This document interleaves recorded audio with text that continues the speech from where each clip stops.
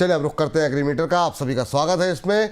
और आज के एग्रीमीटर में हम खास तौर से बातचीत करने जा रहे हैं ग्वार सीड को और ग्वार गम को लेकर के। इसको लेकर के तमाम अपडेट सामने आए हैं। दरअसल बीते एक हफ्ते से हम देख रहे हैं ग्वार सीड में 250 रुपये और ग्वार गम की कीमतों में 600 रुपये पर क्विंटल की गिरावट आ चुकी है। आखिर में इस गिरावट की वजह क्या है और आगे ग्वार सीड और ग्वार गम का आउटलुक किस तरीके से दिखाई दे रहा है, इसी पर बातचीत करते हैं। और इस पर बातचीत करने के लिए हमारे साथ जुड़ रही हैं एसएमसी ग्लोबल सिक्योरिटीज़ की कमोडिटी रिसर्च हेड वंदना भारती जी। वंदना मैम, बहुत बहुत स्वागत आपका आज की चर्चा में शामिल होने के लिए। बिल्कुल जी, आपको और दर्शकों को मेरा बहुत बहुत नमस्कार। Thank you ma'am. मैम, इस बार हमने देखा कि ग्वार सीड का उत्पादन काफ़ी अच्छा देखने को मिल रहा है और मंडियों में आवक भी काफ़ी ज़्यादा आती हुई दिखाई दे रही है। क्या ये जो प्रेशर देखने को मिल रहा है, क्या सिर्फ यही एक वजह है या फिर और भी कई रीज़न आप देख रही हैं जो जिस तरीके से ग्वार सीड में दबाव देखने को मिल रहा है? विपुल जी, ग्वार सीड ग्वार गम एक एक्सपोर्ट कमोडिटी है और क्रूड से बड़े अच्छे से ये लिंक्ड है। और सबसे बड़ी जो मार पड़ी है यहाँ पे, जैसे किसान भाइयों से भी मेरी बात होती तो बोलते कि प्राइसेस क्यों नहीं बढ़ रहा, हमारा तो इधर प्रोडक्शन भी कम हुआ था, फिर हमारा कैरी फॉरवर्ड भी यहाँ पे कम हुआ था काफी ज्यादा, तो प्रोडक्शन क्यों नहीं बढ़ रहा। एक तो यहाँ पे है कि मैं उनको एक एग्जाम्पल देना चाहती हूँ कि निकल जब 2250 आया था एमसीएक्स में, तो चाइना में इसकी बड़ी डिमांड थी और इतने हायर प्राइस से बहुत ज्यादा अफरा तफरी मच गई थी। तब निकल का सब्स्टिट्यूट निकल के आया था पिग आयरन, और वहां से जब निकल के प्राइसेस में डाउनफॉल देखने को हम लोगों ने देखा, तो फिर एक रिकवरी कभी भी निकल में नहीं आई पूरी तरीके से। लेकिन यही चीज अगर देखा जाए तो ये पैटर्न यहाँ पे आपको ग्वार गम में भी है। ज़ेंथम गम का जैसे सब्स्टिट्यूट वो आया मार्केट में, प्राइसेस में एक बहुत ज्यादा हम लोगों ने साइक्लिकल एक दबाव आता हुआ देखा। अगर आप ईयरली इसको चार्ट पे दिखाएंगे अगर, तो मेरे ख्याल से वो आपको क्लियरली विजिबल होगा। तो एक तो इसका सब्स्टिट्यूट का परमानेंट इंपैक्ट आया प्राइसेस पे। इसकी वजह से हम लोगों ने 2011 में जो ऊंचाई देखा 90,000 और 33,000 का, 90,000 ग्वार गम में, ग्वार सीड में जो हम लोग देखा था 35,000 का लेवल, वो दोबारा कभी आया नहीं और लोअर साइड में आया। दूसरी चीज ये है विपुल जी अभी की, दो चीजें हैं, प्रोडक्ट है यहाँ पे, मील है और यहाँ पे गम है। तो जो हमारा वैल्यू प्रोडक्ट है वो गम है और मील जो है वो हमारा लोअर वैल्यू प्रोडक्ट है, वो कह सकते हैं। तो अभी अगर जनवरी 2025 का आंकड़ा आया है ईयर ऑन ईयर बेसिस पे, इसमें मील का जो एक्सपोर्ट है वो 67% बढ़ा है, लेकिन गम का एक्सपोर्ट यहाँ पे बढ़ा है 13%, 14% से ये एक्सपोर्ट बढ़ा है। तो जो वैल्यू प्रोडक्ट है हमारा, उसका अगर एक्सपोर्ट बढ़ता है तो ये सीधा सीधा रिफ्लेक्शन इसके प्राइसेस पे आएगा। ये तो इसका कोर फंडामेंटल हुआ कि अभी भी यहाँ पे कैरी फॉरवर्ड है। हालांकि बहुत सारे किसान इससे सहमत नहीं होते हैं, लेकिन राजस्थान में इसको सोना माना जाता है और वो बड़े धीरे धीरे इसे निकालते हैं। दूसरी चीज यहाँ पे है कि इसमें वैश्विक जो अनसर्टेनिटी है उसकी बहुत बड़ी मार पड़ी है। यहाँ पे जिस तरीके से चाइना यूएस में ट्रेड टसल है, या यहाँ पे ट्रम्प बोल रहे हैं कि वो ड्रिलिंग बढ़ाएंगे, लेकिन अगर मैं रिग काउंट्स बताऊं, क्योंकि मैंने हमेशा दर्शकों से ये कहा है कि आप क्रूड ऑयल के प्राइसेस से तो कोरिलेट करिए, लेकिन सबसे ज्यादा जो नजदीकी है वो है रिग काउंट। जैसे जैसे क्रूड ऑयल प्राइसेस का डिमांड बढ़ेगा, रिग काउंट यहाँ पे आपको बढ़ेगा। क्रूड ऑयल का डिमांड कम होगा, रिग्स जो है वो बंद होते चले जाएंगे। तो रिग काउंट्स पे बहुत ज्यादा ध्यान दीजिए। और मैं आज मतलब इंटरव्यू के समय यहाँ पे मैं डेटा देख रही थी विपुल जी, जो रिग काउंट्स है, जो कभी आपको मैं बता दूं कि 627 हुआ करता था 2022 में, जब ग्वार गम का प्राइसेस बहुत हायर साइड था। यहाँ किसान भाई ध्यान दे, वो अभी जाके अभी आपको हो गया 480। तो रिग काउंट्स यहाँ पे काफी ज्यादा कम हुआ है, लगभग लगभग 150 160 के करीब यहाँ पे कम हुआ है।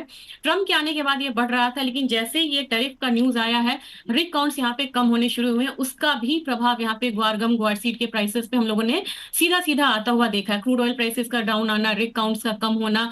तो मुझे लग रहा है कि जैसे ये डस्ट जो है ना, ये ट्रेड वॉर वाला, ये सेटल होता है, तो यहाँ पे जो ग्वार सीड ग्वार गम अपना एक बेस बनाया हुआ है, 9950 अपना ग्वारगम का बेस है। फिर आप देखेंगे तो आपको ग्वार सीड का भी एक बेस बना है, बहुत ज्यादा डाउनसाइड नहीं, मतलब यहाँ पे ये कमोडिटी जाती है। और ग्वार सीड में भी मुझे लग रहा है कि बहुत ज्यादा नीचे की तरफ ये कमोडिटी नहीं जाएगी, और 4950 ये एक लेवल रहेगा जहां से फिर से बाउंस आ सकता है। तो जैसे ट्रेड वॉर का थोड़ा सा यहाँ पे स्थिरता आती है, तो इस कमोडिटी में एक अपसाइड जो है वो देखने को मिलेगा।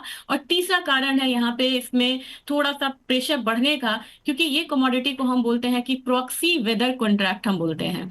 तो जैसे जैसे मॉनसून की न्यूज आती है उस पर अपना ग्वार काउंटर रिएक्ट करता है। अब अभी आप देखेंगे ट्रेड वॉर भी चल रहा था, क्रूड ऑयल प्राइसेस डाउन थे, रेट जी। काउंट्स डाउन था। इसके साथ एक न्यूज आई थी कि आईएमएफ ने कहा कि अबव एवरेज मॉनसून होगा। तो ठीक मॉनसून अच्छा होगा, ग्वार नीचे आएगा, मॉनसून कम होगा, ग्वार ऊपर जाएगा। ठीक है मैम। इस बीच हमारे साथ अब बातचीत करने के लिए कमोडिटी एक्सपर्ट पुखराज चोपड़ा जी जुड़ रहे हैं। पुखराज जी, बहुत बहुत स्वागत आपका आज की इस चर्चा में जुड़ने के लिए, अपना समय देने के लिए। धन्यवाद। नमस्कार आपको। नमस्कार सर। सबसे पहले आपसे भी यही सवाल होगा कि ये जो ग्वार सीड और ग्वार गम में लगातार हम गिरावट देख रहे हैं, आप इसकी बड़ी वजह क्या मान रहे हैं और आगे किस तरीके से सिचुएशन देख रहे हैं आप? देखिए, अभी जैसे वंदना जी बता रही थी जी, लॉन्ग टर्म की कुछ बातों से तो मैं उनसे एकदम सहमत हूँ कि 2011-12 में जो तेजी आई थी उसके बाद तेजी नहीं आई। जहां तक क्रूड से रिलेटेड है, क्रूड से कोई रिलेशन नहीं है। जब 30,000 रुपए ग्वार का भाव था तब यहाँ पे MCX में क्रूड 4400 रुपए था, देखिए जो आज 5400 रुपए है। तो उससे रिलेटेड तो मैं नहीं करता। हाँ, जब इसके 30,000 ग्वार के भाव बने और 1 लाख रुपए गम के भाव बने तो उसके दूसरे विकल्प आ गए, जिसकी वजह से ग्वार और गम गिरता गया। अब हालात, अभी के हालात की बात लें, इसका टैरिफ से भी कोई लेना देना नहीं है, क्योंकि इसका विकल्प जो है वो यही बन के रह गया, दूसरा कोई अब विकल्प नहीं है, क्योंकि भाव इतने घटे हुए हैं कि नया विकल्प इसके सामने आएगा नहीं। तो अभी इन दिनों में 2 दिनों में ये ग्वार है, ये 3 दिन में ये जो 150 रुपए घटा है, उसके पीछे सबसे बड़ा कारण है बॉर्डर पे टेंशन। ये जो पाकिस्तान की जो आतंकवादियों की, पाकिस्तान द्वारा जो आतंकवादी घटना की गई है हमारे जम्मू कश्मीर के अंदर, उसके बाद में एक तरह से रेड अलर्ट हुआ है। और ग्वार बॉर्डर एरिया का उत्पादन क्षेत्र है, जो पाकिस्तान का बॉर्डर है वही एरिया ग्वार का है। आप जैसलमेर ले लीजिए, बाड़मेर ले लीजिए, बीकानेर ले लीजिए, गंगानगर ले लीजिए। तो इस टेंशन की वजह से यहाँ के स्टॉकिस्टों ने गोदाम से माल निकालना शुरू कर दिया, और इस वजह से अभी पिछले इस 2 दिनों के अंदर बहुत बड़ी बिकवालियां आई है और बायर कमजोर हुए हैं इसके। पर ऑन दी होल देखें तो निर्यात जो 30,000 टन हो रहा था वो 30,000 टन हो रहा है। वन्ना जी ने बताया कि 13% निर्यात बढ़ा है इसका, गम का 67% दूसरे आइटमों का निर्यात बढ़ा है। पर निर्यात बढ़ने के बावजूद जो अभी सप्लाई जो बढ़ी है मंडियों की, जो स्टॉकिस्ट बढ़े हैं बिकवाली के अंदर, और जो माल आ रहा है वो सिर्फ और ये जो पाकिस्तान के साथ टेंशन है उसकी वजह से। अगर ये टेंशन बढ़ता है तो दूसरे जो बॉर्डर एरिया के क्षेत्र में जो स्टॉक रहते हैं, जैसे मान लीजिए सरसों है, चना है, ग्वार है, ये सब बॉर्डर एरिया के आइटम है, तो ये आइटम वहां से बाहर निकलेंगे और दूसरी जगह जाएंगे, यानी इसकी बिकवाली आएगी। तो उसी का असर जो अभी 2-3 दिनों से देखा जा रहा है, वो ये इसका असर है। मैं वन्ना जी की बहुत सारी बातें जो उन्होंने रिंग्स की बताई, मैं उससे सहमत हूँ। जो डिमांड की बताई, मैं उससे सहमत हूँ। और जहां तक अमेरिका की बात है, उन्होंने ग्रीन एनर्जी की जो बात की थी उस पे उन्होंने काम नहीं किया। बाइडेन ने भी ऐसा ही कहा था और ट्रंप ने भी ऐसा ही कहा है, पर उस क्षेत्र में कोई काम नहीं हुआ, इसलिए गम की एक्स्ट्रा डिमांड जो होनी चाहिए थी वो नहीं बढ़ी, और यही वजह है इसकी मंदी का। जी ठीक। अब आपसे यहाँ पर सवाल ये है सर कि ये जो आपने एक बड़ा कारण बताया, पाकिस्तान के साथ टेंशन, प्रधानमंत्री ने कल स्पष्ट कर दिया है कि ये किसी भी आतंकवादी को जो है वो छोड़ा नहीं जाएगा और कल्पना से परे एक्शन होगा। मेरा सवाल यहाँ पर ये है कि ये अब तय है कि चीज़ें यहाँ से एस्केलेट होती हुई और ज़्यादा दिखाई देंगी। पाकिस्तान की तरफ से भी कहा यह गया है कि उन्होंने भी कुछ एक एक्शन लिए हैं और कहा यह गया कि सिंधु का पानी अगर रोका गया तो फिर इसे हम एक युद्ध मानेंगे। सवाल अब ये है कि अगर चीज़ें एक्सकलेट होती हैं, जो कि होंगी, ये तय है, किस तारीख को होंगी, किस दिन होंगी, कल होंगी, परसों होंगी, वो एक अलग विषय है। तो क्या अभी ग्वार सीड में और बड़ी गिरावट की संभावना है क्या? देखिए, बड़ी गिरावट नहीं है। इन भावों पे 200 रुपए की भी गिरावट आती है ना, तो हम उसे बड़ी गिरावट ही कहते हैं। यह सोना चांदी नहीं है कि एक दिन में 3-3, 4-4 हजार रुपए की तेजी मंदी आ जाए।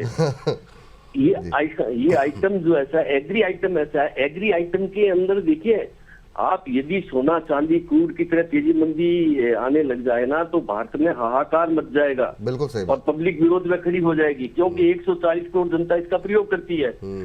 तो हालात कैसे रहते हैं, टेंस कितना बढ़ता है, मुझे लगता है कि पाकिस्तान घुटने टेक देगा। पाकिस्तान की ताकत नहीं है घर के अंदर ही लड़ने की, तो वो मोर्चे पे आकर क्या लड़ेगा। मुझे ये है कि पाकिस्तान के हालात बहुत खराब है, आर्थिक रूप से भी खराब है, और उसके गृह क्षेत्र भी है, उसके केपी है, उसका बलूचिस्तान है, बल्टिस्तान है, वहाँ सब जगह झगड़े चल रहे हैं। बिल्कुल। और डेली वो लोग वहाँ भी जाति पूछकर, पंजाबी पूछकर वो मार रहे हैं। बिल्कुल। तो पाकिस्तान के खुद के अंदर गृह युद्ध जैसा हालात है, राजनीतिक हालात भी अच्छे नहीं है, आर्थिक हालात भी अच्छे नहीं है, तो पाकिस्तान कहाँ युद्ध के मोर्चे पे टिकेगा? और सेना को भी वहाँ की जनता का सपोर्ट नहीं है, ये मैं आपको बता दूं। बिल्कुल, बात आपकी बिल्कुल सही है सर। और ये स्थिति बिल्कुल स्पष्ट है कि अभी और शायद यही वजह है कि इस मामले को लेकर के पाकिस्तान के अंदर भी चर्चाएं चल रही हैं कि कैसे इस मामले को एस्केलेट होने से रोका जाए, कैसे भारत को इस बात के लिए मनाया जाए कि चीज़ें जो है वो आगे बढ़ती हुई ना दिखाई दें। आप वंदना मैम, आपसे भी जानना चाहेंगे, अभी जैसा बात सही है कि बड़ी गिरावट वैसी तो नहीं, लेकिन एक किसान के लिहाज से, ट्रेडर के लिहाज से गिरावट वही बड़ी है जैसा कि अभी पुखराज जी बता रहे थे। तो अभी सिचुएशन अगर थोड़ी सी यहाँ से बढ़ेगी तो आगे आने वाले दिनों में अभी दबाव बना रहेगा? थोड़ा दबाव बना रहेगा, लेकिन यहाँ पे मैं पुखराज जी से बिल्कुल सहमत हूँ कि यहाँ पे कभी भी कोई बड़ी मूवमेंट नहीं आई है और बिल्कुल संभल के मार्केट ट्रेड कर रहा है, अभी सपोर्ट के पास है। मुझे लग रहा है कि ग्वारसीड की ही बात की जाए तो अभी मुझे ये नहीं लग रहा है कि यहाँ पे 49.20 से 48.50 से नीचे प्राइसेस नीचे जाना चाहिए, क्योंकि कई बार हम लोगों ने देखा है कि वॉल की तरह नीचे क्रिएट है। जब भी प्राइसेस नीचे आता है तो ऊपर की तरफ गुआर जाता है और ऊपर में 5600 से 5500 के बीच में एक प्रॉफिट बुकिंग आ जाती है, एक रेजिस्टेंस बनता है। तो काफी दिनों से ये सपोर्ट को मेंटेन किया हुआ, आप देखना कि इस बार ये सपोर्ट मेंटेन करता, गिरावट आती भी है तो बड़ी कम गिरावट यहाँ पे आएगी। 49.20 से लेके मुझे लग रहा है कि मैक्सिमम यहाँ पे 48.50-70 तक प्राइसेस आएगा, लेकिन एकदम अचानक से आएगा और वहां से रिकवरी भी तेज आनी चाहिए। चलिए सर, आपसे समझना चाहेंगे कि पुखराज सर, कि ये जो गिरावट आई है, क्या हम ये मान के चलें क्या इस साल की बुआई पर भी कुछ असर पड़ता हुआ दिखाई देगा क्या इसका? इसकी बुआई का असर तो इन भावों पे नहीं होगा। बुआई का असर तो मानसून के हालात से रहेगा। हालांकि मौसम विभाग ने बताया है कि 105% दक्षिणी पश्चिम मानसून रहेगा, पर बंगाल की खाड़ी का वेदर कैसे रहता है ये ग्वार के लिए महत्वपूर्ण है। जी ठीक है। वंदना मैम, आपसे जो समझना चाहेंगे कि अभी अगले साल के लिए ग्वार गम के एक्सपोर्ट का डिमांड का आउटलुक आपको क्या नज़र आ रहा है, और क्या इस बार भी जो है एक्सपोर्ट के अंदर ग्रोथ देखने को मिलेगी? विपुल जी, मुझे इसमें एक पॉजिटिव चीज लग रही है कि यहाँ पे ट्रम्प जो हैं वो प्रो मतलब कि क्रूड ऑयल हैं, तो मुझे ये उम्मीद है कि ये ट्रेड का थोड़ा सा मामला शांत होता है तो रिग काउंट्स बढ़ेंगे। मैं हमेशा ये बोलती कि रिग काउंट्स पे आप ध्यान दीजिए, न्यू एक्सप्लोरेशन से यहाँ पे मुझे, और उन्होंने एक चीज और है विपुल जी, उन्होंने जो बोला जो न्यू एक्सप्लोरेशन यहाँ पे होंगे उसकी जो अवधि है बड़ी कम कर दी, 28 दिन कर दी है। तो यहाँ पे न्यू एक्सप्लोरेशन अगर होते हैं, हालांकि ये सिनेरियो बन नहीं रहा है, तो मुझे लग रहा है कि ग्वारगम का जो एक्सपोर्ट है वो यहाँ पे बेहतर होना चाहिए। और थोड़ा सा तो पाकिस्तान भी यहाँ पे एक्सपोर्ट करता है। अब देखते हैं कि करेंसी का प्ले यहाँ पे कैसा रहता है। करेंसी अगर फिर से डिप्रिशिएट होती है तो उस पर भी एक इम्पैक्ट आएगा हमारी ग्वारगम ग्वारसीड एक्सपोर्ट पे। तो ओवरऑल मुझे लग रहा है कि एक्सपोर्ट जो है, चाहे वो ग्वारमिल का तो ऑलरेडी यहाँ पे बढ़िया चल रहा है, ग्वारगम मुझे लग रहा है कि यहाँ पे थोड़ा सा 5-10%, 15% और बढ़ना चाहिए। ठीक। और पुखराज जी की बात से सहमत है कि इस गिरावट का असर बुआई पे विशेष देखने को नहीं मिलेगा, सब कुछ मानसून के ऊपर डिपेंड करता है? वंदना जी? जी जी जी, मुझे क्योंकि वो बिल्कुल इस मार्केट के मतलब कहते हैं ना ज्ञाता है, जो वो बोलते हैं तो पूरा इंडिया उनको सुनता है ग्वार में, चाहे अदर कमोडिटीज ही क्यों ना हो। तो मुझे बिल्कुल लग रहा है कि ये मैं पहले भी कह रही थी कि मानसून से इसका बहुत ज्यादा इम्पैक्ट आता है। तो मानसून अच्छा रहेगा तो मुझे लग रहा है कि बुआई यहाँ पे बढ़िया होगी। और एक बार तो मुझे याद है कि मानसून बहुत बढ़िया हुआ था विपुल जी, तो जहां जहां ग्वार नहीं हुआ था, रेत के टीले पे भी ग्वार की फसल हम लोगों ने देखी थी, और उस समय मैं जयपुर वो वाला बेल्ट में गई भी थी। तो मुझे लग रहा है कि मानसून अच्छा है तो इस बार फसल अच्छी होनी चाहिए और इम्पैक्ट आना चाहिए, लेकिन प्राइस में मुझे बहुत ज्यादा इम्पैक्ट नहीं लग रहा है। मुझे लग रहा है कि प्राइस यहाँ से संभलेगा ही। ठीक। पुखराज सर, एक्सपोर्ट की ग्रोथ कैसे देख रहे हैं सर इस साल आप? नहीं, ये अच्छी ही रहेगी, एक्सपोर्ट की ग्रोथ में कमी नहीं आएगी। फूड सेक्टर में लगातार इसका चलन है वो बढ़ रहा है, और अभी जो गम को संभाल रखा है वो फूड सेक्टर में संभाल रखा है। मैं आपके माध्यम से वंदना जी को भी धन्यवाद देना चाहूंगा कि उन्होंने मेरी बात को अप्रिशिएट किया। मैं उनके प्रति आभारी हूँ। हालांकि ये यंग टीम है वंदना जी, और तो ये लोग जिस तरह से टेक्निकल देखते हैं, जिस तरह से वैश्विक घटनाओं को देखते हैं, उससे हम लोग भी कुछ न कुछ सीखते हैं, चाहे उम्र कुछ भी हो जाए। और सीखने की लालसा हमेशा रहती है। आपने जो सवाल पूछा एक्सपोर्ट के बारे में, एक्सपोर्ट में कोई कमी नहीं आएगी। जी। ऑयल सेक्टर में जहाँ कमी आई है तो फूड सेक्टर के अंदर इसकी डिमांड बढ़ गई है। तो निश्चित रूप से डिमांड में इसके बहुत बड़ी कमी आने का कोई कारण नहीं है और कोई ऐसी गुंजाइश भी नहीं लगती है। ठीक सर, और ये आपका बड़प्पन है पुखराज सर कि मतलब आप कह रहे हैं कि अभी भी आप सीख रहे हैं, तो यही व्यक्ति को थोड़ा बड़ा बनाता है। Thank you sir. लेकिन आपसे एक सवाल और हम अभी जानना चाहेंगे, और सवाल ये कि सर अभी आपने मानसून का जिक्र किया और ग्वार सीड की प्राइसेस जो है वो काफ़ी हद तक काफ़ी सेंसिटिव मानी जाती हैं मौसम के लिहाज से। आपसे जानना चाहेंगे कि क्या अगर मानसून का जो अनुमान लगाया गया है मौसम विभाग की तरफ से, अगर वैसा ही मानसून रहता है तो इसका असर आप कीमतों पर किस तरीके से देख रहे हैं, और ओवरऑल प्राइसेस को लेकर के आपका आउटलुक क्या होगा? देखिए, अगर उसी तरह का मानसून रहता है और उसी तरह की बिजाई यहाँ पे हो जाती है, उसी तरह का एक्सपोर्ट यहाँ पे हो जाता है, तो ये फिर भी ये 4500-4600 रुपए से नीचे जाने वाली एग्री कमोडिटी नहीं है। ठीक, बहुत बहुत शुक्रिया सर पुखराज सर आज की इस चर्चा में जुड़ने के लिए। न सिर्फ ग्वार गम और ग्वार सीड के बारे में आपने विस्तार पूर्वक बातचीत की, बल्कि बताया आपने ये भी कि पाकिस्तान की स्थिति इस समय है क्या और पाकिस्तान स्टैंड कर नहीं पाएगा। और इस समय पूरा देश दोनों ही चीज़ें सुनना चाह रहा था। जो लोग कमोडिटी में इंटरेस्टेड हैं वो तो सुन ही रहे हैं आपको, लेकिन इस समय सबकी निगाहें बॉर्डर पर भी लगी हुई हैं और वहाँ पर आपकी निगाहें लगी हुई हैं, और आपने काफ़ी अच्छा एनालिसिस किया, चाहे वो बलूचिस्तान का हो, बाल्टिस्तान का हो। तो और थैंक यू सर, बहुत बहुत शुक्रिया अपना समय देने के लिए। जी, धन्यवाद। धन्यवाद सर। चलिए अब वंदना जी के पास चलते हैं, और वंदना मैम आपसे समझना चाहेंगे, क्योंकि आखिर में लोग इसी बात का इंतजार करते हैं कि भाई एग्री कमोडिटी की बात हो रही है तो टॉप ट्रेडिंग कॉल मिल जाए, तो वहाँ पे क्या सजेशन रहेगा आपका और कौन सी ट्रेडिंग स्ट्रेटजी आप सजेस्ट करेंगी? आज तो मैं स्पाइसेस नहीं बोलूंगी विपुल जी, काफी ज्यादा गिरावट आ चुकी है अब कोरिएंडर में। मुझे लग रहा है कि मार्केट थोड़ा यहाँ से संभलना चाहिए। 7430 के करीब यहाँ पे खरीदारी की सलाह रहेगी। पोजिशनल कॉल है, 7515 का टारगेट होगा, स्टॉप लॉस लगाना होगा 7400 का। लेकिन टर्मरिक में जो मतलब शाइन किया था ये कमोडिटी, अभी थोड़ा सा मुझे लग रहा है कि हायर साइड से प्रॉफिट बुकिंग और बाकी है। 14250 पे सेलिंग एडवाइस रहेगी, 14050 का टारगेट होगा, स्टॉप लॉस लगाना होगा 14350 का। और मुझे लग रहा है कि धीरे धीरे टर्मरिक नीचे आता है तो फिर से पोजिशनली बाइंग के लिए भी बायर्स को तैयार रहना चाहिए। ठीक, चलिए इस बीच जो है हल्दी में यहाँ पर बिकवाली करने की सलाह है। बेच करके चलें हल्दी 14250 पे बेचें, यहाँ 14350 का एक स्टॉप लॉस लगाएं और लक्ष्य आपको देखने को मिल सकता है 14050 के लक्ष्य के लिए यहाँ पर बेच के चलना होगा। चलिए, तो यहाँ पर जो है अगली कमोडिटी कौन सी होगी मैम? ये मैंने आपको ग्वार ये कोरिएंडर और टर्मरिक बोला है। इसके अलावा अगर किन्हीं को ट्रेड करना है एग्री कमोडिटीज में तो मुझे अच्छा लग रहा है आज के दिन के लिए कैस्टर में बाइंग करनी चाहिए 6276 के लेवल पे। इसका टारगेट आपको रखना होगा 6350 का, स्टॉप लॉस लगाना होगा 6255 का। और इस कमोडिटी में प्रोडक्शन कम है, हालांकि अराइवल प्रेशर भी इसमें रहता है, लेकिन प्रोडक्शन कम होने की वजह से हर गिरावट पे एक बाइंग आती है। 5-6 ट्रेडिंग सेशन से हम लोगों ने गिरावट देखा था, तो एक फ्रेश बाइंग आज यहाँ पे देखने को मिल सकती है।